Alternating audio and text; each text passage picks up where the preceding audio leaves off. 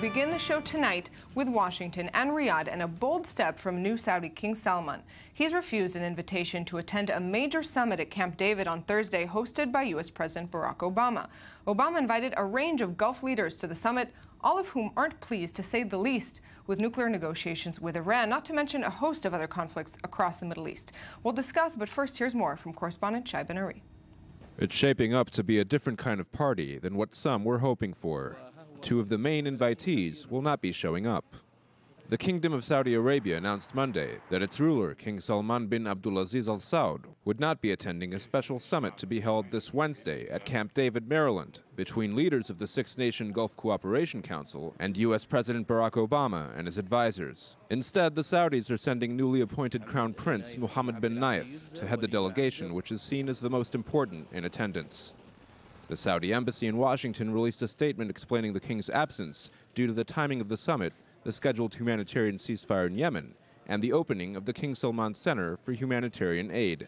Interestingly, one American official was quoted saying the decision was not in response to any substantive issue. Only last week, a U.S. official admitted that King Salman's absence, at the time hypothetical, would detract from the summit's importance. Bahrain has also announced its king, Hamad bin Isa Al Khalifa, will miss the summit.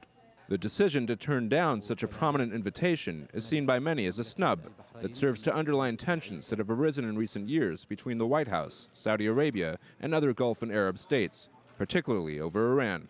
The Saudis and their allies are increasingly anxious over the Obama administration's de facto acceptance of Iran's growing stature as a regional power, with indirect cooperation between Washington and Tehran in the fight against IS in Iraq, as well as American attempts to curb the Saudi onslaught on Iran-backed Houthi rebels in Yemen.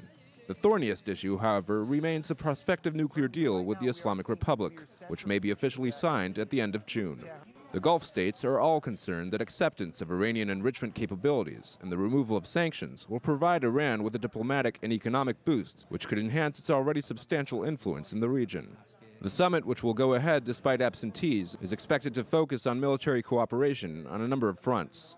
The Gulf states are primarily interested in security assurances from Washington in the face of what is perceived as a growing Iranian threat, with a regional missile defense system among items on the agenda.